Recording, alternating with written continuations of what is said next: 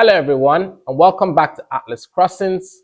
Today is a good day to share knowledge, and in today's video we're going to go through the art of academic writing. Mastering the art of academic writing is possible no matter how far off you think you are from understanding how to write in an academic way. I believe that every learner has the ability to excel in academic writing. Academic writing is a specialized form of communication. It's different from the casual way of writing. It is a way to convey ideas, research findings, arguments within an academic setting. Now, students who are required to write assessments or dissertations will be required to do that in the nature of academic writing. Now, unlike the casual way of writing, academic writing requires you to follow a set of standards and conventions to ensure that when you write, you're writing clearly, objectively, and basically presenting different perspectives of a specific subject matter.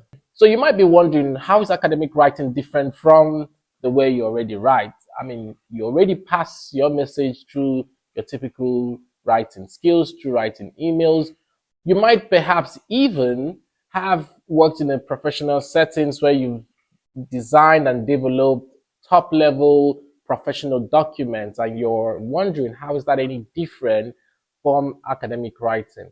We'll go through some key components of academic writing to highlight some ways or some features or some components that will be required to be in your work when you write within an academic setting.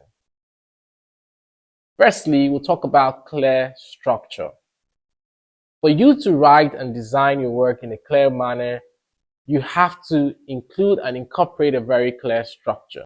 Academic writing is like embarking on a journey or telling a story. It goes from point A to point B. There has to be a sequence, there has to be a flow through that journey from point A to point B, from one stage to the next stage. Now, having a clear structure allows you to build your assignments or to build your report or your document in a clear and organized professional way. It allows you to structure your work in a sequential process or in a sequential order that allows the reader to understand the flow, that allows the reader to follow you on that journey. So the structure allows you to organize your work in a logical fashion, allowing for clarity, allowing for objectivity, and of course, making the work very credible. Now, your structure does not only allow you to develop a clear framework of where or what the entire work is about, but it also aids the reader to understand and comprehend what the document or the report is saying. Having a clear statement requires your work to provide a clear and concise statement or explanation of what the work is about. You are stating within this section a clear aim and goals or objectives of what the research is about. If you're writing an assessment, you're providing a bit of an introduction of what the work is about. Now, your clear statement could include in different types of documents an abstract. It can include a description within your introduction. It can include an executive summary for a report.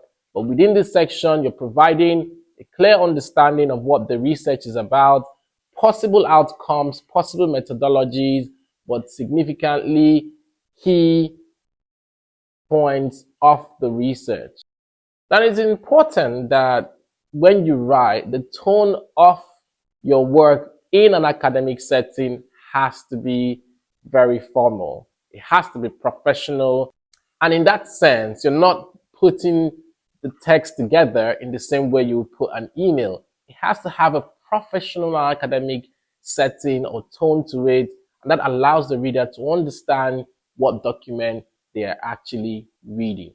Now, this also builds and links closely to what the aim of the research is about, or what the aim of the document is in your clear statement.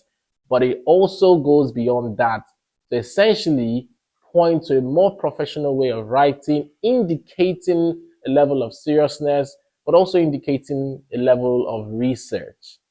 Now, those with some industry experience, possibly having written professional documents, business documents, the formal tone is similar to what it would sound like in an academic writing. However, the way the text and the sentences are constructed will be different. Within an academic writing, your formal tone is very objective. It has to take into account different perspectives, and there has to be an evidence and justification to different points that you make or include within the document. And that takes us to the next point, which is evidence-based discussions. In this case, you're required to essentially provide evidence and justifications for the discussions and the points that you actually present within the document. So you're not simply making points, you're not seeing ideas and points from newspapers or random publications and including them in the work. There has to be justification for why you include certain documents. There has to be justification for why you're using a politician's statement within the work. You have to also go further by including different perspectives and different points, and that has to be evidence-based. So if you say, for example, that unemployment rate has dropped by 10%, there has to be evidence provided, it has to be justified, and it has to come from an objective point of view. And that is quite interesting because it takes us to the next point nicely, which is providing appropriate citations.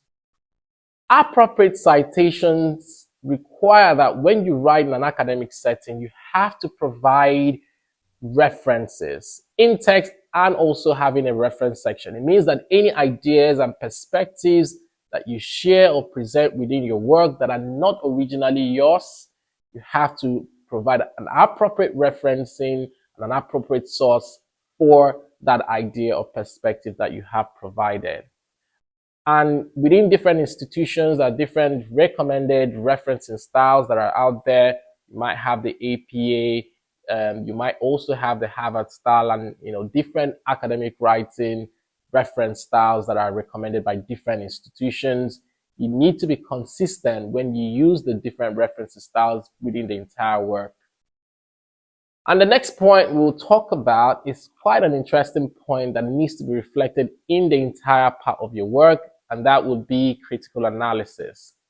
With critical analysis, you have to avoid being descriptive. You have to go beyond that. So when you read an information or you get an idea or perspective from a different source, don't just narrate or describe that to the reader. You have to tell them or suggest to them what that statement means or what it could mean.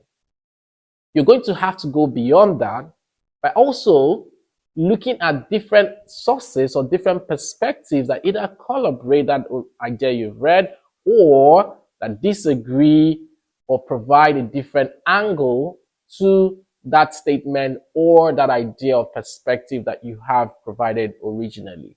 So critical analysis allows you to be very critical, it allows you to elaborate and expand and look at things from a holistic point of view and address that subject matter from a very constructive and objective and non-biased position at different points in time.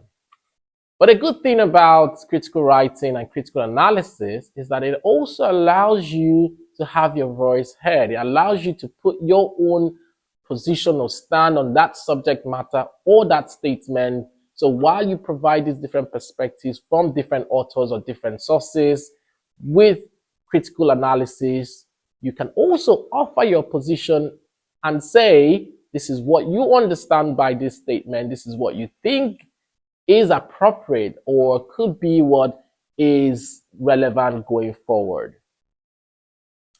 Remember, with good academic writing, we can hear the speakers, we can hear who's speaking when you provide evidence, when you provide proper citations, we can hear the statements and hear who's speaking, meaning that while we read the document, we can also tell when you're also speaking. There are different words and different conjunctive terms that allows for the reader to understand who is speaking at what point and in what position that they stand.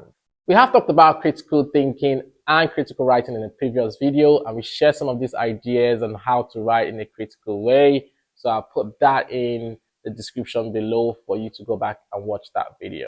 Now, the final thing I would like to say is that you should always ensure that you review and refine your work.